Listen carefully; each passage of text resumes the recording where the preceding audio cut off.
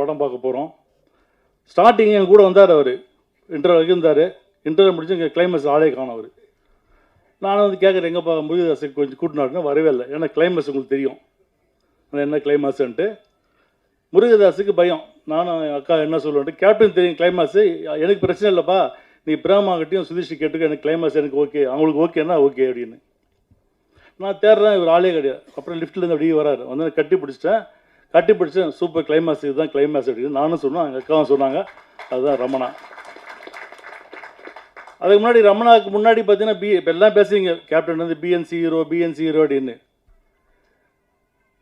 ரமணா படம் வந்த உடனே ஏ சென்டர் ஹீரோ நம்ம கேப்டன் தான். ஏன்னா எனக்கு மெட்ராஸில் நிறைய இந்த நார்த் இந்தியன்ஸ் ஃப்ரெண்ட்ஸ் நிறைய பேர் இருப்பாங்க. அப்போ பார்த்தீங்கன்னா சத்யம் தியேட்டர் எல்லா படம் டிக்கெட் கேட்பாங்க, நான் வாங்கி கொடுத்துருக்கேன். ரமணா படத்துக்கு கிட்டத்தட்ட ஒரு 50 நாள் டிக்கெட் நான் வாங்கி கொடுத்தேன். மெட்ராஸுக்கு எல்லாம் நார்த்